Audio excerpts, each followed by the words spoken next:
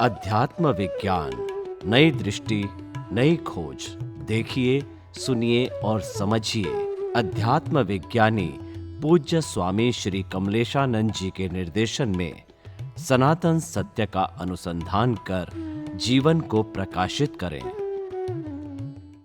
प्रश्न number 1, development ऊपर ध्यान आपो, प्रतिक्रमण पर नहीं।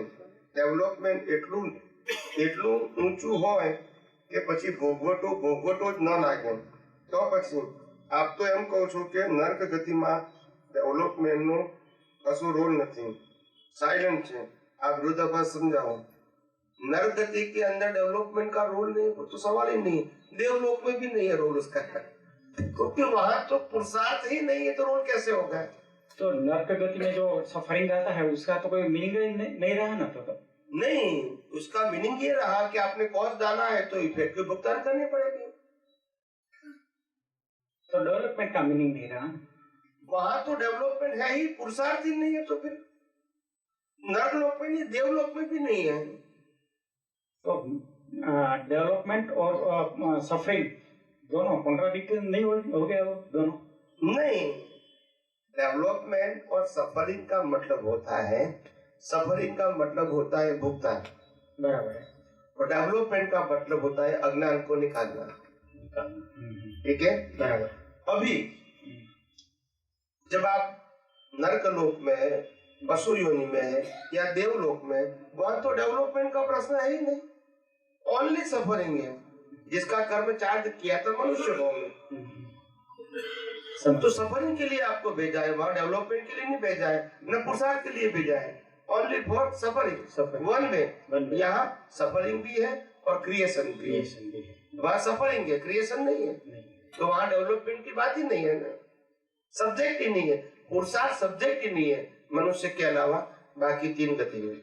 साइलेंट फॉर्म में रहेगा डेवलपमेंट, साथ में तो रोल ही नहीं है, फिर रहेगा ना, पर बोल सकते हैं साइलेंट फॉर्म में, मना नहीं करता हूँ, मगर कोई रोल नहीं है, कोई भी रोल नहीं है। आगे लो मैं।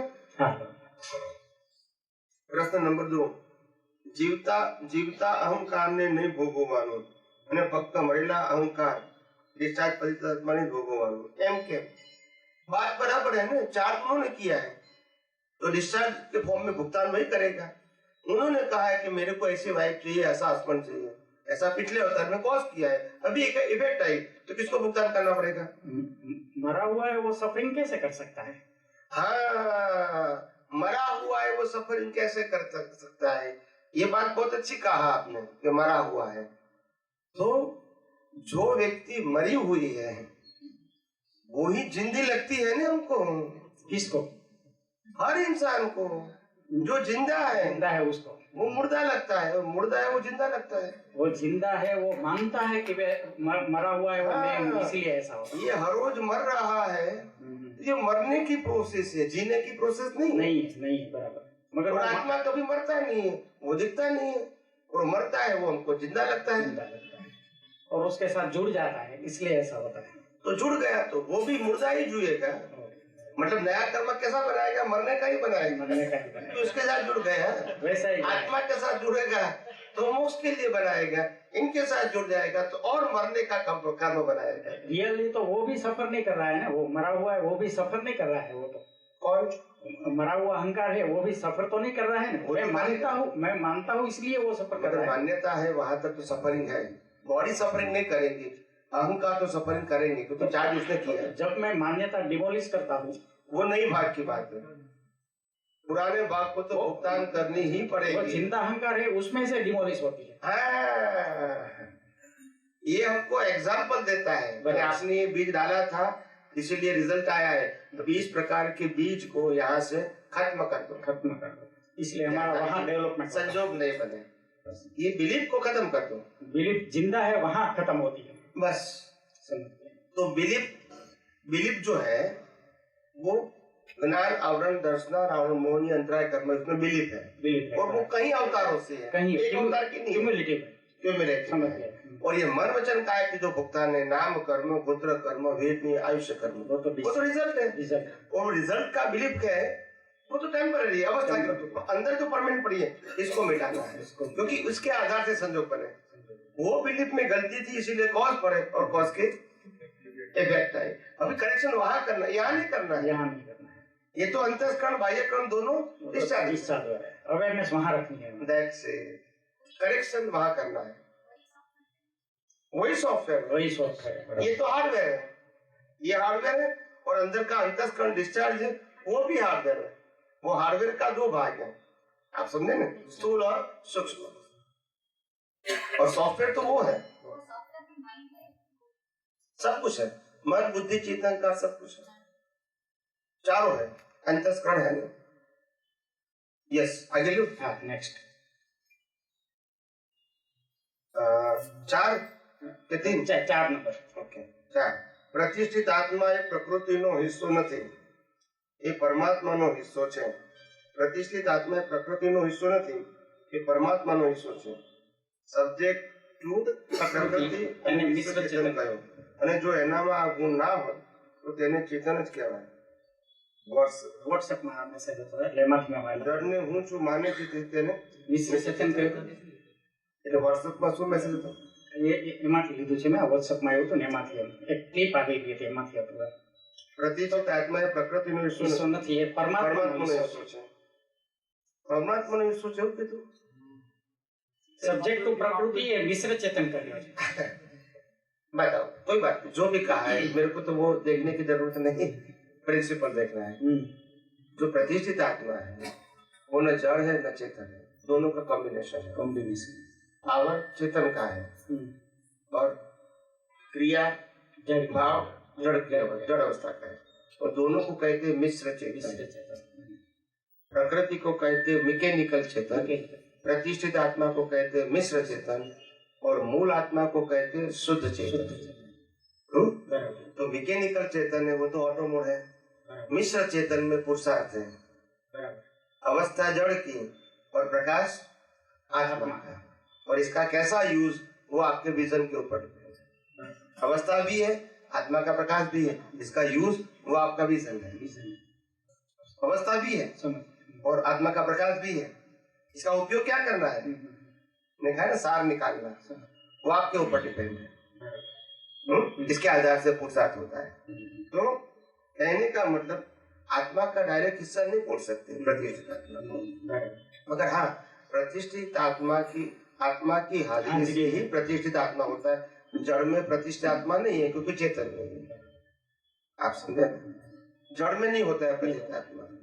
जहाँ आत्मा है और शरीर है वहां ही प्रतिष्ठित आत्मा का एग्जिस्टेंस होता है, और वो भी सिर्फ मनुष्य भाव में, और कोई भाव में नहीं होता है।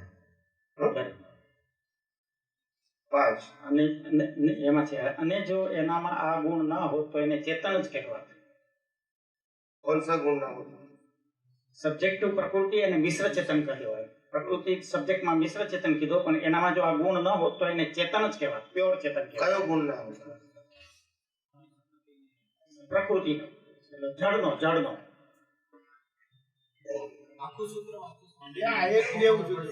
प्रतिष्ठित आत्मा એ પ્રકૃતિનો હિસ્સો નથી, એ પરમાત્માનો હિસ્સો જળને હું છું માને છે। સબ્જેક્ટ ટુ પ્રકૃતિ અને મિશ્ર ચેતન કયો, અને જો એનામાં આ ગુણ ના હોય તો તેને ચેતન જ કહેવાય। એ સબ્જેક્ટ ટુ પ્રકૃતિ અને મિશ્ર ચેતન કયો, અને આ ગુણ ના હોય તો તેને શુદ્ધ ચેતન કહેવાય। ના એનું અસ્તિત્વ ખરાબ છે, કોઈ દિવસ પ્રતિષ્ઠિત આત્મા શુદ્ધ ચેતન ના થાય। મિશ્ર ચેતન એટલા માટે કહેવામાં આવે છે કે જળને હું છું માને છે એટલે। કહો, ज्ञान प्रकाश आत्मा का है और अवस्था जड़ है, तो जो देखता है ज्ञान प्रकाश में उसकी भावना करता है प्राप्त करने की, सुख या दुख के लिए, ठीक है। तो इसीलिए मिश्र चेतन बन गया। क्या बन गया? चेतन नहीं तो भाव कौन करेगा, चेतन नहीं तो आइडेंटिफाई कौन करेगा। 5 इंद्रियों एक्टिव है बिकॉज ऑफ द सोल, मगर इसका यूज कैसे होता है? प्रतिष्ठित आत्मा से।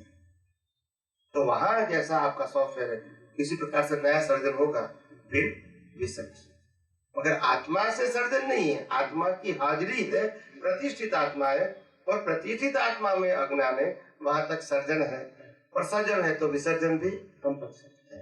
मगर आत्मा है और अज्ञान नहीं है तो सर्जन नहीं है। विसर्जन। तो बाद में जो विसर्जन रहेगा वो लास्ट रहेगा। इसीलिए डायरेक्ट, क्योंकि मैंने पहले भी सिद्धांत में कहा है कि प्रतिष्ठित आत्मा का अस्तित्व मूल रूप से नहीं है, एलिमेंट्स के फॉर्म में नहीं है। नहीं तो 6 तत्वों में से 7 तत्व रखना पड़ेगा, एलिमेंट नहीं है। मगर वो एलिमेंट नहीं है, वो क्रिएशन है, अज्ञान का क्रिएशन है। अगर अज्ञान नहीं है तो उसका अस्तित्व भी दिलीप का समूह तो आत्मा का हिस्सा नहीं है। कई कौन से एंगल से कहा है नहीं मालूम, मगर प्रिंसिपल नहीं है, आत्मा का हिस्सा नहीं है। आगे 5 विज्ञान में दरेक संजोगो स्वीकार्य होय, व्यवहार में दरेक संजोगो स्वीकार्य न होय, ये समझाओ। विज्ञान में सभी संजोग स्वीकार्य है, व्यवहार में नहीं होता है, क्योंकि व्यवहार तो रिलेटिव सत्य है ना। क्या है? तो रिलेटिव सत्य को रिलेटिव सत्य के फॉर्म में ही मानना पड़ेगा ना। मगर सनातन सत्य क्या कहता है? जो होता है वही व्यवहार है। मगर व्यवहार में क्या कहता है? ऐसा करना वो सही है, ये करना गलत है। वो रिलेटिव सत्य का सत्य है। और सनातन सत्य में जो होता है वही व्यवहार है, उसमें डिवीजन ही नहीं है। डिवीजन का मतलब रिलेटिव सत्य, ये सही है, ये गलत है, वो क्या है? रिलेटिव सत्य है। मगर जो होता है ये सब उदय करना, उसमें डिवीजन की जरूरत नहीं है। अच्छा है बुरा है कुछ नहीं, वही व्यू पॉइंट है। 6 अनुभव बात करता करता अंते शून्य થવાનું છે, ત્યાં શૂન્ય છે ત્યાં શૂન્ય છે। આપણે અનુભવ ભેગો કરી રાખીએ છીએ ત્યાં ભૂલ થાય છે, એ સમજાવો। हाँ, अगर मैं 5वीं कक्षा में फर्स्ट क्लास फर्स्ट हो गया फिर क्या करने का? मैं तो समझ में आता है मुझे, उतना नहीं समझ आता है। अगर आप सीढ़ी चलते हैं तो क्या करना है? वहाँ तो समझ में वो भी आता समझ में, यहाँ समझ में है। यहाँ नहीं आता। वो छोड़ना पड़ता है, वो समझ में नहीं आता। वो क्यों ऐसा होता है? नहीं, हम उसको अचीव मानते हैं, सिद्धि नहीं है ये। अज्ञान को मिटाना वो सिद्धि नहीं है, हमारी कमजोरी को कम करना है। ये पावर नहीं है, पावर तब होगा जब हर अज्ञान निकल जाए। बराबर, दैट्स योर पावर। अभी तो पावर कौन सा है? अज्ञान को निकालते हैं, वो आपका ग्रोथ है। ग्रोथ गेन नहीं, गेन नहीं। जैसे मैं स्थूल एग्जाम्पल दूं, आपको समझ में आए। जैसे आपने 1 लाख रुपया की लोन लिया है बैंक में से, और हर महीने आपको 5,000 रुपया का पेमेंट करना है, इंस्टॉलमेंट एवरी मंथ। तो आपको 20 मंथ तक आपको पेमेंट करना है, ठीक है? तो हर महीने हम 1 लाख रुपया तो हमने एक ही बार पे ले लिया, मगर उसका पेमेंट करने के लिए हर मंथ जाना पड़ता है। यस और नो? यस, जाना पड़ेगा। तो मैंने 5,000 पेमेंट कर दिया, फिर कहता अभी तो कुछ नहीं भरना है। फिर दूसरा पेमेंट किया, दूसरा इंस्टॉलमेंट, फिर भी जाना पर नोटिस आएगी। तीसरा हफ्ता देंगे तो भी नोटिस आएगी। तो बुद्धि सोचे कि हम तो लेने के लिए तो एक बार गए थे, अभी 5 बार पेमेंट किया फिर भी नोटिस आती है। मगर ऐसा नहीं है, ये आपने जो 5 बार इंस्टॉलमेंट किया 5,000 का, वो आपका अचीवमेंट नहीं है। That's not your credit, you to repay your debit.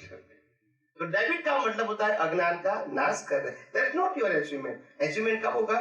जब लोन फुलफिल हो जाएगी। तो स्वामी जी, जो सुख के बारे में हम बोलते हैं कि भौतिक सुख कोई भी लो तो उसका रिपेमेंट करना ही पड़ेगा, तो इसके साथ कनेक्टेड है ये बात। वही तो कुदरत ने साफ बोल दिया कि मेरे ब्रह्मांड में कोई भी अवस्था में, कोई साधन में, कोई भी चीज में सुख जैसी चीज रखी ही नहीं है।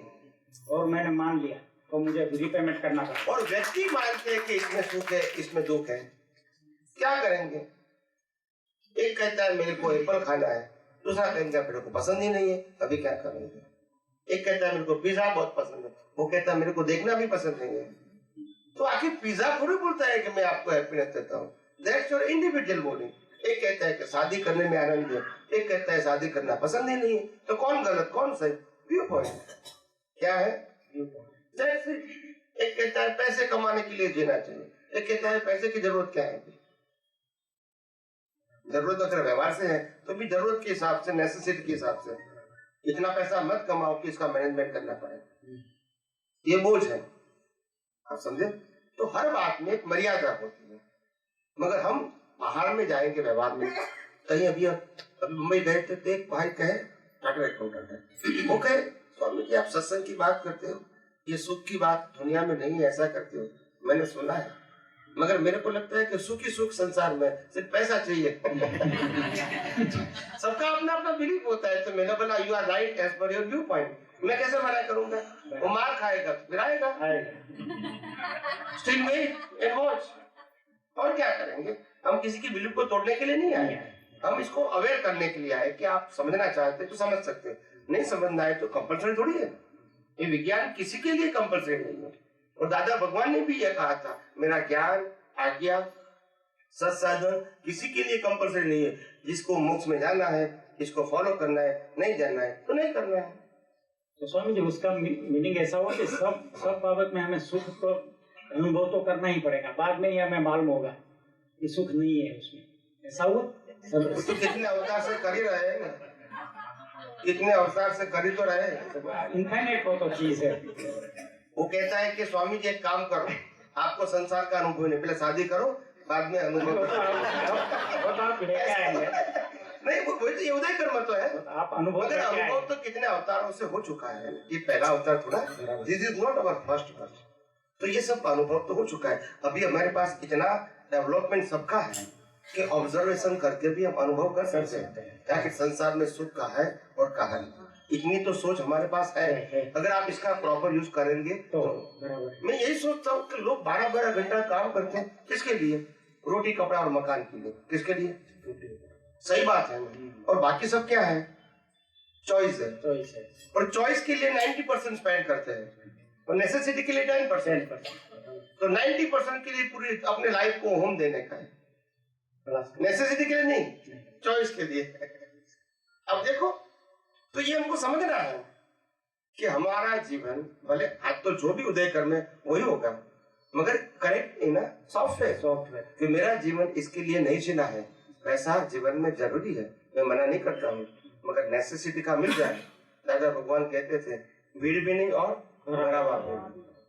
बस हमको ऐसा भी नहीं करना पड़े और मैं दान दे सकूं बड़ा बड़ा, वो भी जरूरत नहीं। मैं किसी के पास मांगना नहीं पड़े। आप सिर्फ समझे ना, इतनी मेरे को मिल जाए बहुत हो गए। कहने का मतलब ये उपाधि है। और दादा भगवान ने पूरी लाइफ में मैंने देखा, उन्होंने खुद ने भी कहा, मैंने कभी बिजनेस के अंदर पैसा कमाने के लिए, पैसा इकट्ठा करने के लिए और पैसे से आनंद प्राप्त करने के लिए मैंने नहीं कहा, बिजनेस नहीं किया। मेरे को नौकरी नहीं करनी थी इसलिए मैंने बिजनेस किया और कुदरत ने मेरे को ये दिया, समझो।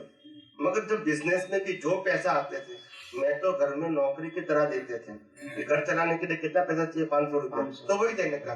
भले यहाँ 5 लाख का प्रॉफिट हुआ है, वो नहीं देने का है। अगर आप जितना याद होंगे उनकी ख्वाहिश बढ़ती जाएगी, जितना याद होंगे ख्वाहिश, ये क्या होगा? उनकी चॉइस और आपको कमाना, चॉइस कमाना। क्या करेंगे? जितना भी लाओगे कम ही पड़ेगा, क्योंकि चॉइस तो बढ़ती रहती है समाज सभी सब। तो इसीलिए ज्ञानी ने कहा, उनका घर भी ऐसा था, 30 रुपयों का किराए का मकान, लास्ट ब्रिक तक। उनकी फर्नीचर की रीसेल वैल्यू 100 रुपीज भी नहीं, मार्केट वैल्यू, इतना फर्नीचर था। अब देखो, इतने महान पुरुष, वो ऐसा बोल सकते कि आप बाह्य वैभव के साथ मोक्ष मिलेगा, बोल सकते, मगर आपने वैभव शब्द को कन्वर्ट कर दिया बाह्य। उन्होंने कहा था मेरे महात्मा तो ज्ञान के वैभव से मोक्ष में जाएगा, उन्होंने कहा बाहर के वैभव से मोक्ष में जाएगा, उसको कन्वर्ट कर दिया। तो खाना पीना मस्त रहना, तो ये इंटरप्रिटेशन गलत हो जाता है। फिर क्या करेंगे? उनका लाइफ पूरा देखो।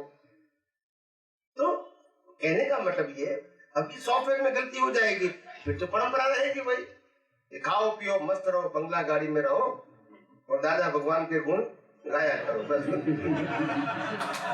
तो यही रहेगा। तो गलती सॉफ्टवेयर में होगी, हार्डवेयर में नहीं है। People they follow the tradition. और इतना ध्यान रखना, इतने छोटे छोटे जो वर्ड्स निकले हैं, सॉफ्टवेयर एंड हार्डवेयर, ये छोटे छोटे शब्द, फॉर्मेट, बहुत बड़ी बात, फॉर्मेट और बियॉन्ड फॉर्मेट, ये छोटे छोटे शब्द है, ये दुनिया के हर धर्म गुरुओं को हिला के रखेंगे। आप समझे? आप समझे ना? उनको कोई डिनाई नहीं कर सकेंगे, क्योंकि फैक्ट की बात है। यहाँ कोई धर्म संप्रदाय की बात नहीं करते, ये सही है ये गलत, ये बात ही नहीं है। तो हर धर्म में जो भी थिंकर हो गए, वो कहेंगे उनकी बात में सच्चाई है, इज अ फैक्ट। ये कोई सांप्रदायिक बात नहीं है, और वो ना कन्वर्जन की बात है, कुछ न कि गुरु शिष्य की बात है, न कोई रिचुअल्स की बात है, और न कोई फॉर्मेट की बात है। तो उसीलिए उसमें दम होता है।